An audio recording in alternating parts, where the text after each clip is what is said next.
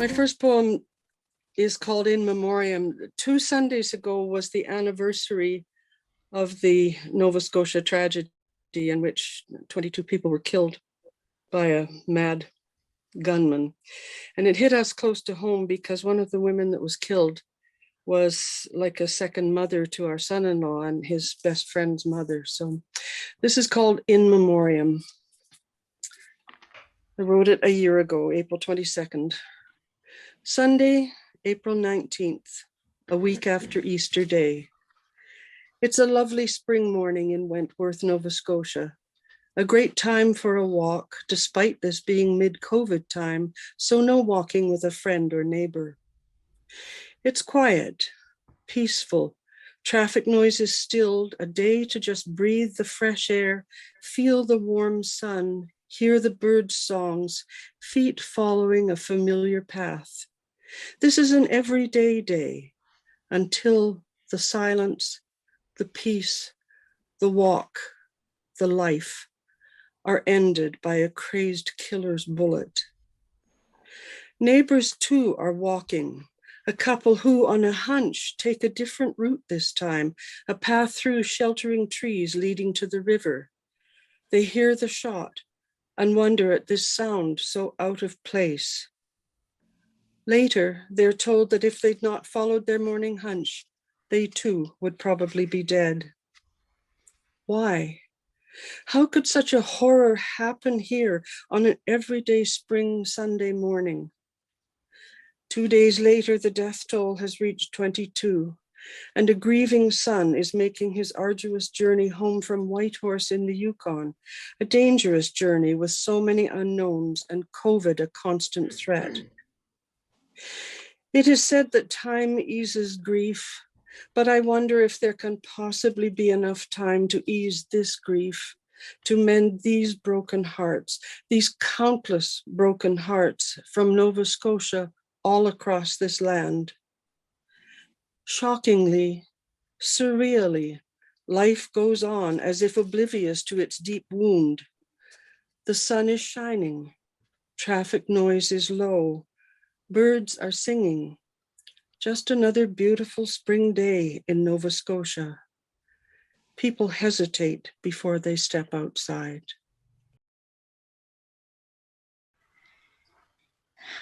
It's called Listen to the Seeds.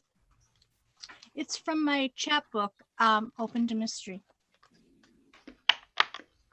Listen to the seeds, the rootstock of life. Women, stay close to your ovaries. Listen. Life is possible. Life will come again. We have the womb room ready to nurture something new, made of wisdom and understanding. I hold on to this hope when what fills my today isn't what I thought would define my life. I hold on to this truth when pain reigns into body and soul, in physical breakdowns, family despairs, loss of hopes for what could have been. Another 10 families forever wounded by guns and anger. Hundreds and thousands of people, just like my ancestors, looking for safety when homelands are razed. And 1 million more people, just like us, ready to follow a hope for possibility and a home. How is it possible to create something new, something good? I remember in a time-space carved from a world already full, that a spark and an opening can receive, can hold, can nourish a grace from mystery that will unfold from paradox, unfold my own golden cup of offering for those within my reach.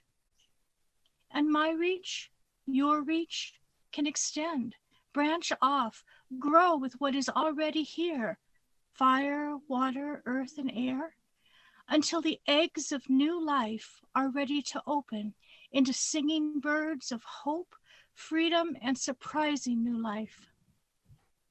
Listen to what wisdom and understanding can do with word, image, dreaming, and silence to birth new possibility. something we have not yet seen. The seeds are calling, asking for spark and the space to dream something new into our worlds. Listen. Good evening, everyone. So this one is really long, so I'm happy to skip the second round if I'm taking two rounds worth of a time right now. It's about something that happened. I just realized all my poems are about me, and the rest of you are noticing other people and other, pains and other sorrows and other happinesses. It seems that I'm so I need to work on that. But this one is also about me, about something that happened 2 days ago, and you will recognize what it is. It got me ecstatic, and I think that my reaction to it was way beyond a normal human reaction, but here it is. It's called Delirium. Before it happened, I felt it everywhere. My mind was racing, my lungs were hungry, my skin was glistening. I was singing with pride and gratitude. I couldn't get there fast enough. As it was happening, I looked straight at it, my deltoid sucking it in, imbibing the gift. That's all you've got? I want more. I kissed and caressed my shoulder. Do your magic now, I whispered to the gift. I looked at both of my shoulders. They both have scars from a long time ago. Sometimes it takes two. The rest of the day, I was ecstatic. I was gliding precisely 20 centimeters above the asphalt. I do not precisely remember, after receiving the free gift, how many prized gifts I bought to myself that day. I'm going to survive. Is that not a reason good enough to celebrate? Never had I punched the punching bag this hard, it seems. All my systems were pumped up for the challenge, to take it and make it. They took it and started making it. Make, develop, create. The invisible, tiny, barely measurable, precious, mighty particles that will save me, as they have thus far. It started with a tight neck. Then came the chills. Bring it on, I'm ready. I even stayed off booze for 2 days, nursing my liver to health, to be ready, to take it and make it and dress it pretty. That's what livers do. By the time I tried to put a second blanket over me, I wasn't chilly anymore. My core was burning. My pelvis, my shoulder blades, my skull were hurting. I looked inside myself. My bone marrow was boiling, spraying, overflowing like molten lava into the bloodstream. My pulse was racy, my blood was foaming. I could actually see them. I knew they were being born. My spleen was bursting, working overtime. I was sweating profusely. Okay, I need to get rid of this extra heat before my brain starts curling, because I'm crazy enough at lower temperatures. Tears are a great way to emit heat. My side effects were, it seems, primarily emotional. I was bawling with pride, with gratitude. Pride that my body can take it and make it. And it reminds me it can make it by being hot and shivery and achy. Gratitude that I had the chance to receive this gift of nature, gift of science, of endless hours spent and endless dollars spent, yet free to me. The legacy of humanity. The morning found me exhausted, yet in bliss, weakened temporarily, yet long-term strengthened. My poor tortured liver whispered, "We did it again." My heart doesn't whisper.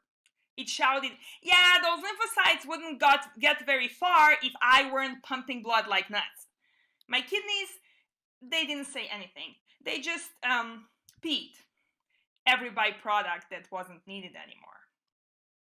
All right, I'm going to read a poem about the mighty Red Deer River and my brother. I've never told a soul about the day the river behind our house let me go. Perhaps I thought it would have been a betrayal of a confidence. We'd made the mighty Red Deer River our friend by the time I was 8, my brother and me, skipping stones and throwing sticks from the shore, capturing minnows in a jar that we never showed our mother before we set them free again, while the white fat gulls waited on the sandbar, halfway to the muddy bottom swimming place we called the beach. Each winter we skated above the clear sheet our father scraped free of snow, knowing our benefactor was stronger than we and wouldn't let us down. So my spirit told me what to do when the current caught me too far from the beach the summer I was 9. Unafraid, I didn't fight the green water. I simply stepped aside, spread out my skinny white arms as it released me to float above the water, then walk toward the shore. Actually, this is the wrong version. I'm sorry. Wrong version. No, we're going to continue with this version. To walk toward the shore, where other mothers' children were waiting and watching over little ones who didn't know how to swim.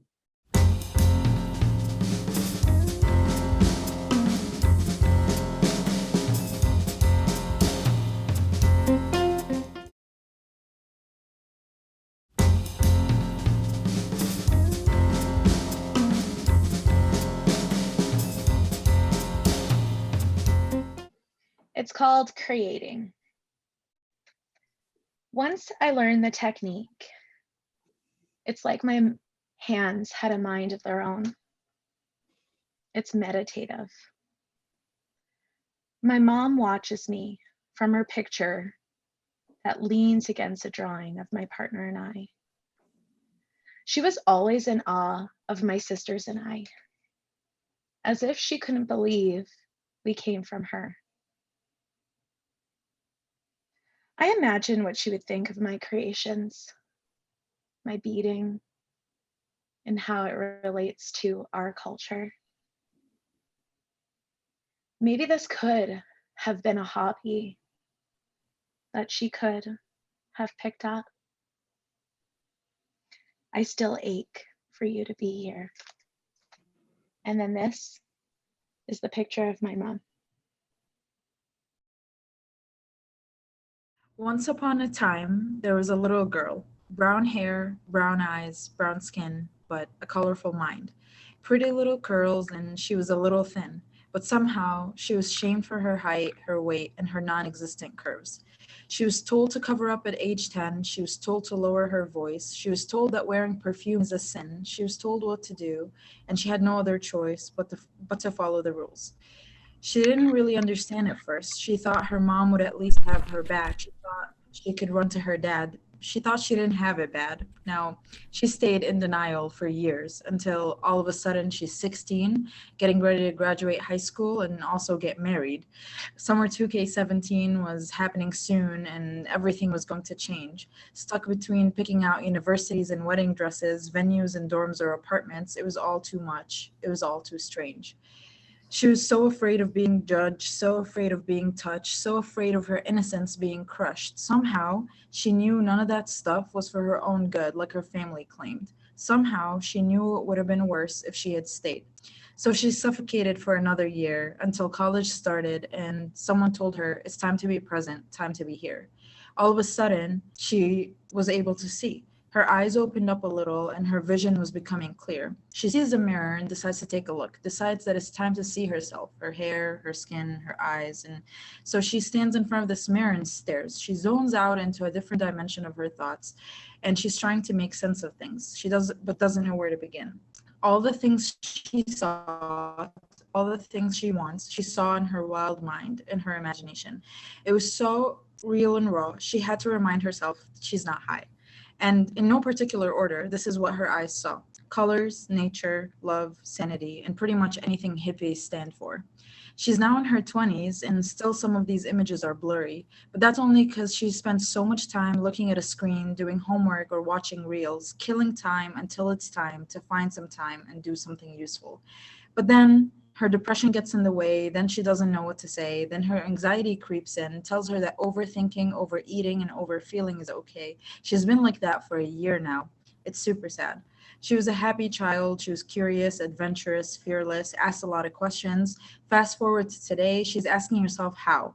How did I get here? And why did it take this long for me to see? Is this even where I'm supposed to be? Will my pupils continue dilating from now on, or am I going to be blind again? What have I lost and what have I won? Am I always going to worry about who I offend? Do I even have any friends? What the hell happened to me? And as the days go by, and the unanswered questions pile up, just like her unheard emotions, just like her unwanted clothes on the floor. She just sits there and watches her plans die, one by one, hoping everything will stop one day, hoping she'll have a better story to tell. You see, it's not that she never had a choice. It's just that she happened to be a girl and joy simply didn't have a place in her world. And it's funny because when she was younger, she was told that heaven is where she belongs, but the older she got, the more she realized she'll probably end up in hell. Damn, I didn't even mean to make her sound so alone, so depressed, but it's all about perspective, because the other side of this is her wearing yellow dresses, going to sunflower fields, biking between the trees, smoking hookah by the beach, going out to eat, feeling free. She was just strong enough to do all that while hiding her anxiety, her deepest fears. But the tears streamed down her cheeks, burning the makeup off and leaving streaks as proof that she's actually so weak. That's how she really feels. But her story doesn't end here. I'm sure one day she'll be able to heal. I'm sure one day she won't have to think twice before eating a meal. I'm sure one day her reality will look a lot like her dreams. I'm sure one day she'll be who she always wanted to be. This poem is obviously based on a true story, but it's not just hers. It's about so many girls that have to pretend on the daily just to get by and not feel crazy, because the more they think, the more they see. And let me tell you something, based on experience, it's definitely not pretty. Thousands of years. Thousands of years, and we are still fighting wars. Thousands of years, and we are still taking people's lives. Thousands of years, and we still interfere with the flow of nature. Will we ever learn? Will we ever let go our need to control? Will we ever learn to trust God with our lives and our dreams? Will we ever stop keeping birds in cages and set the wildlife free? Will we ever stop taking more than what we need? Thousands of years, and we have tried it all. We can stop the rain and start it too. We can stop fighting and live in peace. Whatever we create is what we will live with in thousands of years. Old men in a favorite coffee shop, sitting on stools, a black cup of coffee on hand, sipping a foretime, a recollection, a departed memory, an empty stool, an empty cup, despairing another black coffee, knowing that the cup soon runs out, only a sip away. Our first daffodil bloomed today, a seemingly pale, weak, insipid thing, but actually an icon of resilience. It's mid-April of a year whose seasons don't seem to know if they're coming or going, and even nature's growing things are confused about what they're supposed to do. Yesterday, I found this daff in bud, but lying on the grass, her stem broken by trampling deer in search of tulip leaves to munch. I took her in the house, trimmed her stem a bit, put her in a bud vase of water, and spoke a few encouraging words. Today she is in bloom, proudly turning her head toward the sunlight, saying, "Look at me, I'm here, I am a survivor." Might it be so for humans too, that with a helping hand to take us out of adversity, we too could bloom no matter how late or how severe our wounds? I think it would be worth a try. All of us should have the chance to hold our heads up high, to face the light and proudly say, look at me, I'm here. I am a survivor and I am beautiful.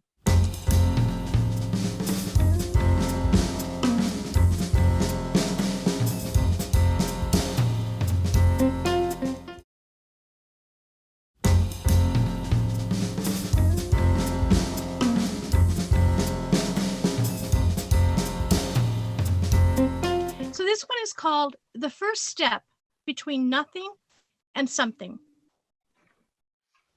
So how do you get a new idea? How does something happen when no one has yet thought of it? Well, somewhere, somehow, you have to make a space. Our lives are so full, they'll take up everything until there's no room for any new anything. So you constrict yourself just a little. Close your eyes, dream a bit. Let your hair drift along in the cosmos. Perhaps it will catch a wave or a star. Perhaps some silent lightning will spark, crossing a synapse and connect your neurons in a new space, in a new place, till behind your eyes you begin to see a possibility that has never been here before. Ah, this, the first step between nothing and something. I received a designation in the work that I do. It's called Credentialed Evaluator by the Canadian Evaluation Society. I just received it today. It's a process where I had to basically apply and kind of document that what I've been doing in my life is up to the standards and the competencies that the Canadian Evaluation Society requires. And it took a long time to prepare the application. I submitted it a month ago, and then they approved it. Usually, I don't know about usually, but in some cases they will send it back and ask for some more clarifications. But in my case, they just approved it, so that's a good thing. So I guess it's 2 more letters after my name, and maybe a couple more dollars when I do work. So yeah. But thank you. It was one thing to do in confinement, right? Paid out. Thank you. I appreciate it. On that note, I wish I were that successful in my romantic life as I am in my professional life. So this very short poem is also a new one, is about that. It's called Error in Judgment. Just because you're tall, I thought that you're big enough to stand next to me. Just because you're loud, I thought that you're brave enough to play with me. Just because you're chill, I thought that you're cool enough to bathe your hands in my fire. Just because you have scars, I thought that you know how to lick the wounds to heal. Just because you're a clown, I thought that there was a real person underneath the mask. What a mistake to make. Thank you. Crows mock each other on the fence like radio prophets are tweeting activists, cawing. You'll never be what you hoped. That unspeakable thing still cages you like a wren trapped in a gardener's net, staring at strawberries forever outside your reach. So much noise. They don't know.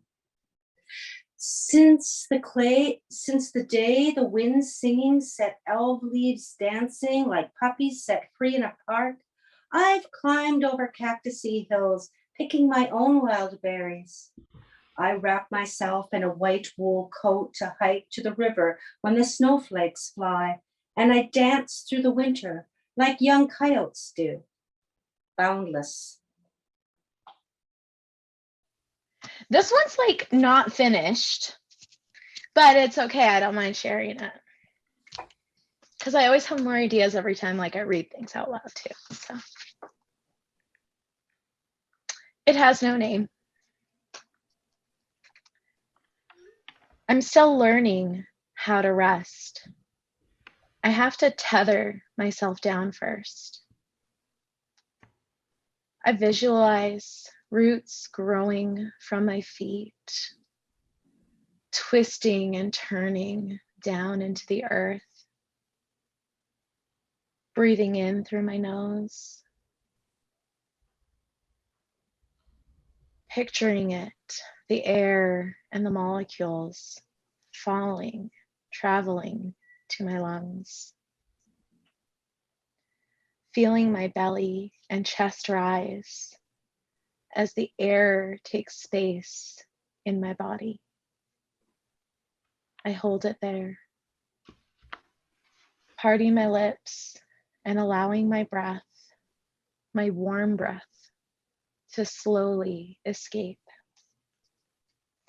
I repeat this until my mind quiets and calms, a practice that I have not mastered yet. I'm still learning how to rest. Thank you so much.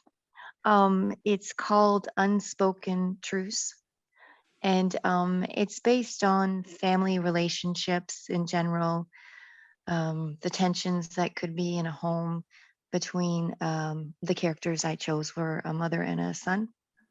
So I'll just start. Thanks for listening. Unspoken truce. Always so late in the day, you emerge, wearing the same crumpled khakis and loose fitting shirt.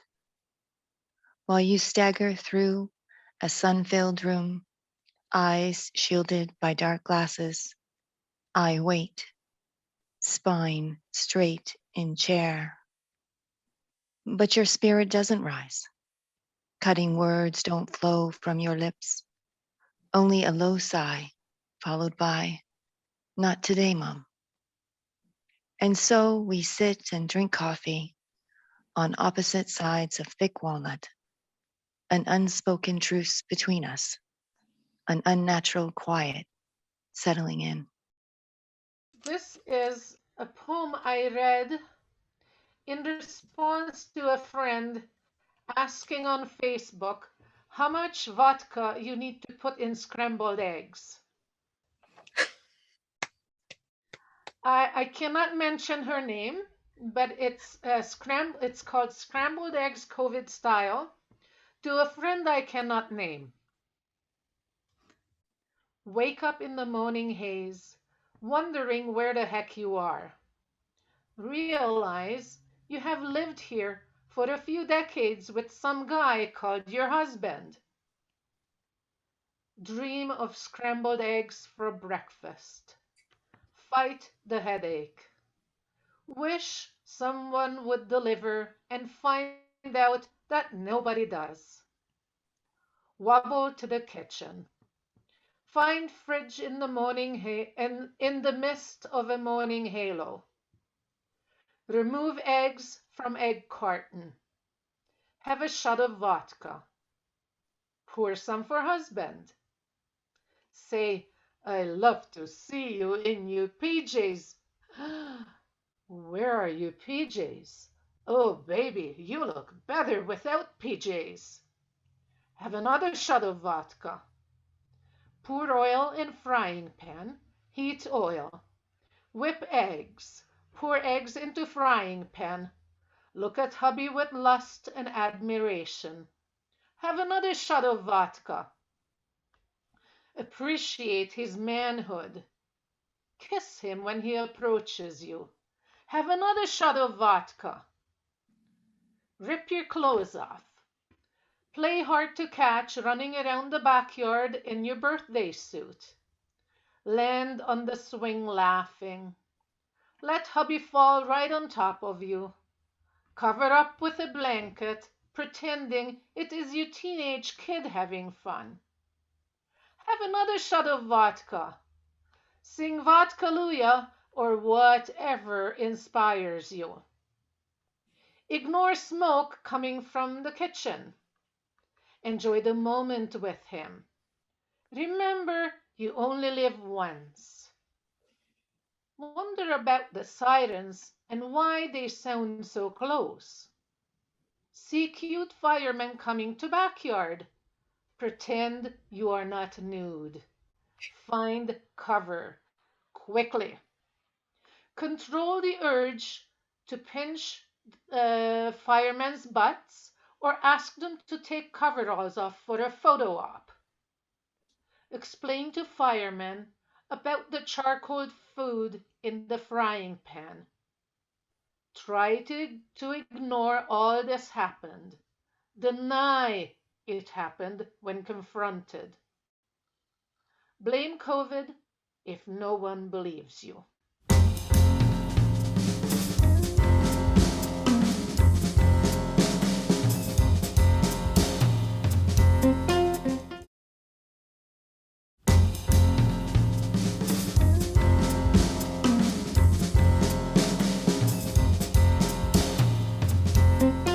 This is something everybody should do in life every once in a while. It's called relax.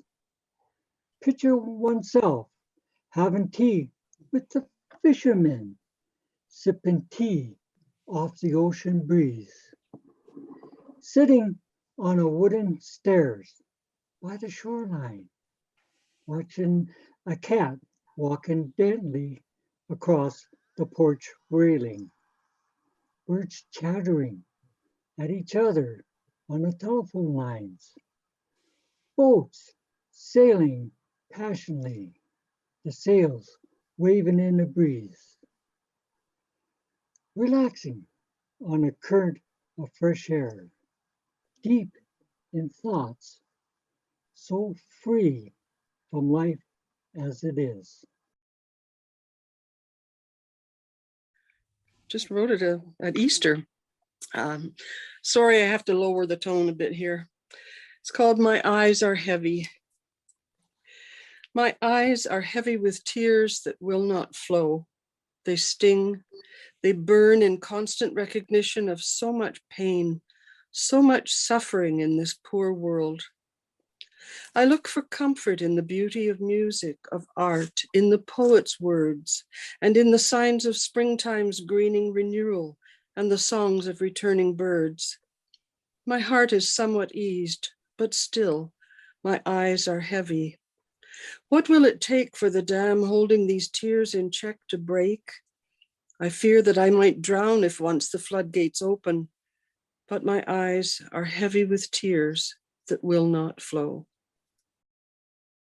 This one is maybe it has, I don't know, maybe it has a little bit of steam, but this one is more of a pastoral poem.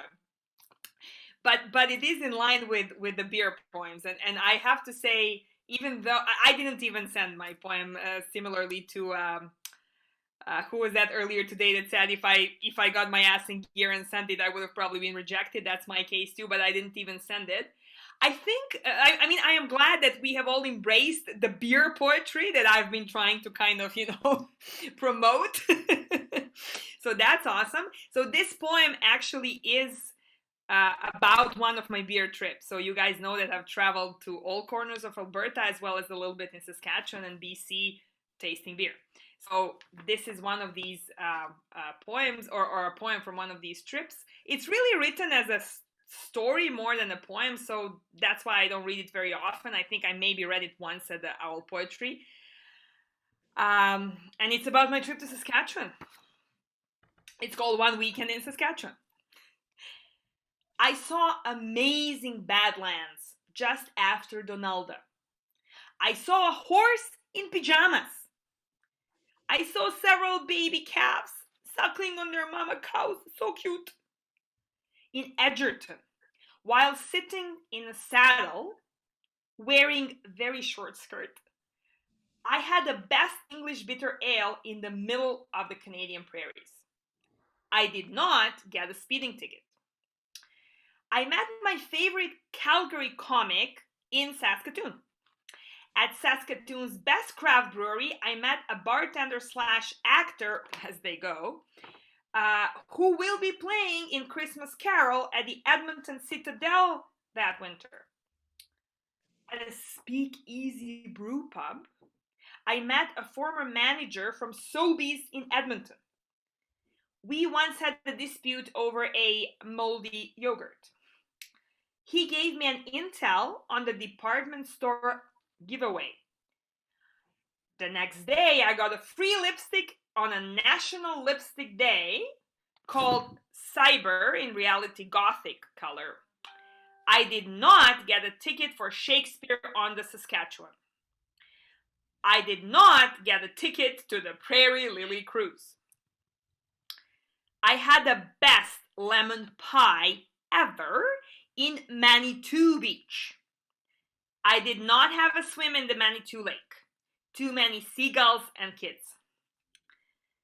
Within 5 minutes of arriving to Regina, I was outed as out of town for not wearing green after the Riders game. In the 6th minute, I was invited to a green table for a drink. I had to politely decline the invite. While jogging the next day, I saw a congregation of pelicans for the first time in my life, flying over the Wascana Lake. I saw an exhibition of Alex Janvier, whom I've been admiring since I first saw his work at Art Gallery of Alberta in 2012. I took a tour of underground tunnels in Moose Jaw, used during Prohibition. Al Capone was not to be seen. I did not stop at Swift Current. The Black Bridge Brewery was closed on Sundays. I did not get pulled over by the RCMP. They were after a track douchebag in front of me. I saw a baby foal suckling on his mama mare. So cute. I saw a red sun setting on the prairies. When I left the Saskatchewan sign behind me, I started yelling like the worst Neanderthal, Alberta! Alberta! When I realized why I was yelling, I started weeping like a baby. Why, Alberta is now my home. I was home. I did not run out of gas this time. I sat alone in the congregation, numb with grief, too trouble-bound for friends, with eyelids swelling, half blocking my sight, hives rising on my skin, my throat closing in on my thick tongue. Forcing myself to join in the praise, I whispered your name and claimed the promise the cantor sang aloud. You whispered so quietly that I almost did not hear. It will be all right.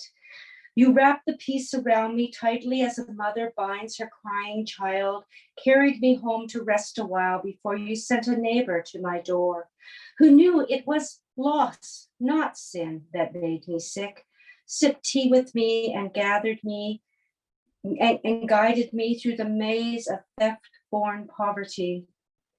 Cast off your shame and you will be well. Claim what belongs to you. And so I did. And so it is. Thank you, mighty one. This one is called Fear.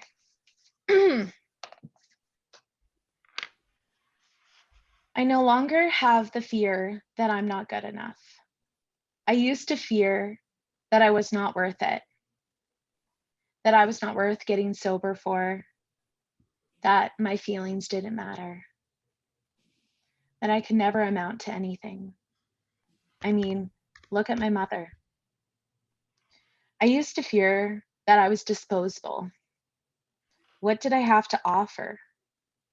My mom was an addict. I was not smart.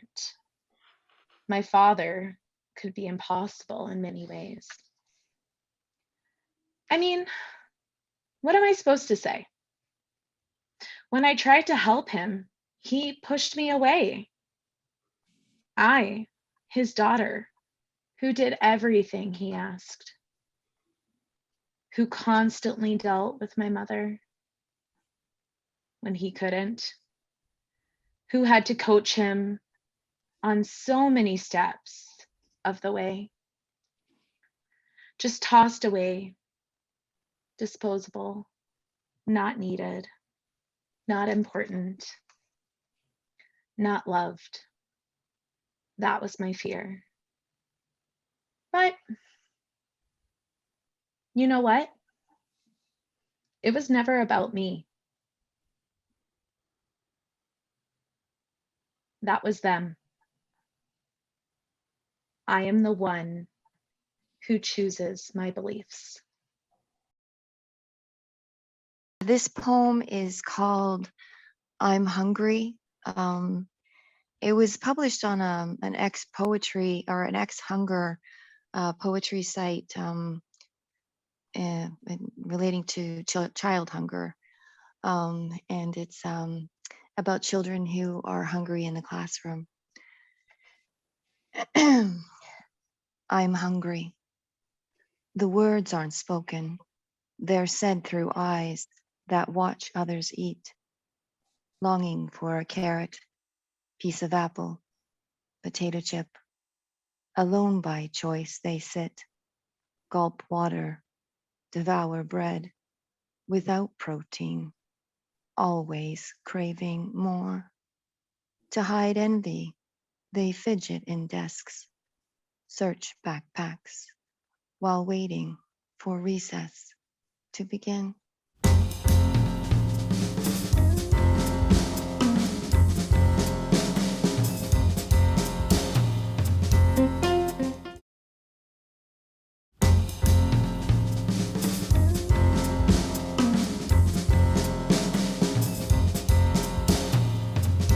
So this poem, it's called Rainy Drunken Nights, and I wrote it while I was drunk and I was sitting in the bathroom of the club.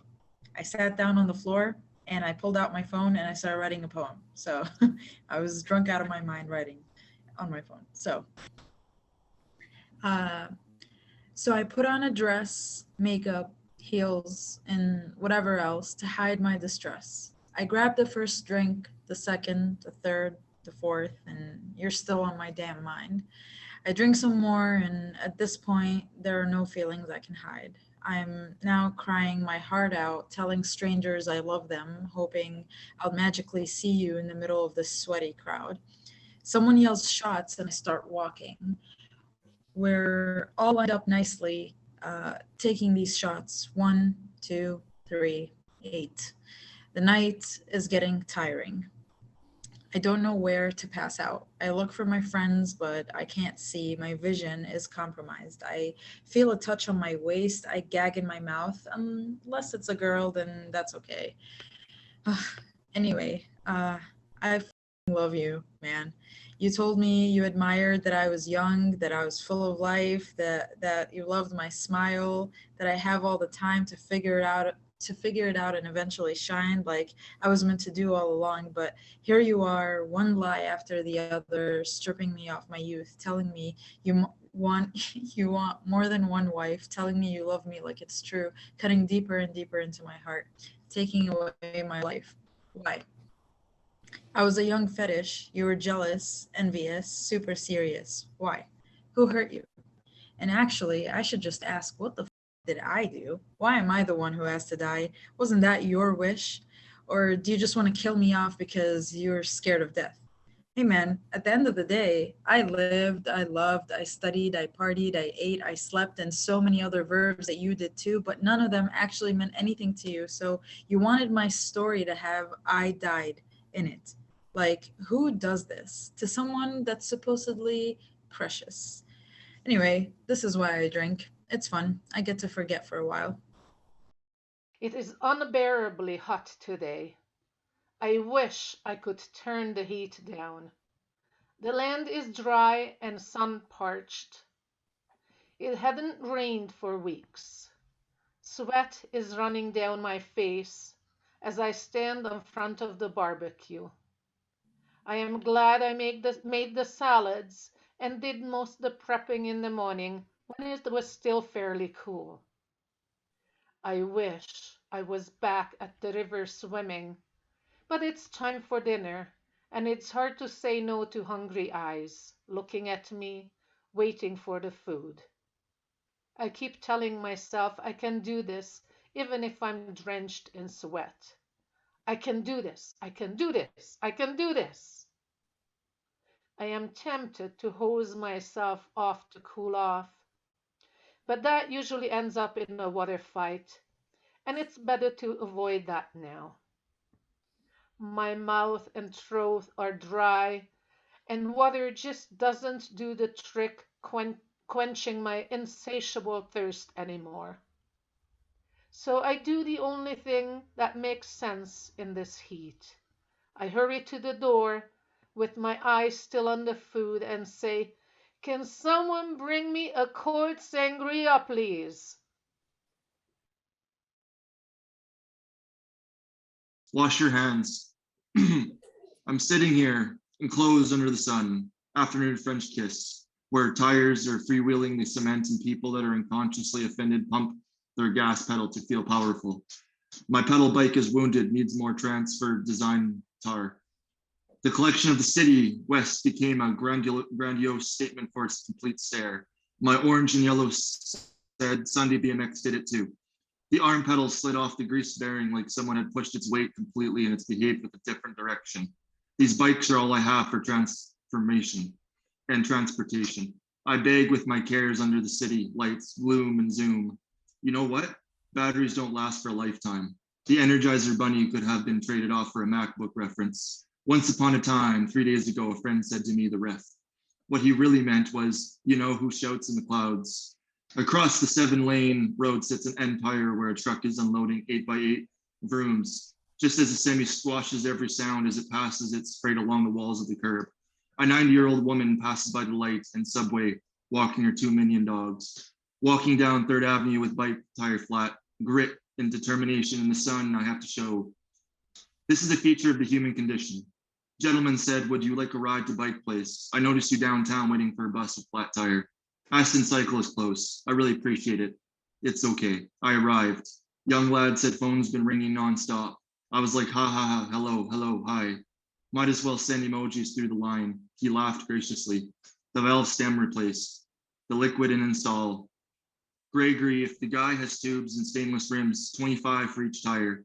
Labor is 25 for each tire. Roughly $100. End of April.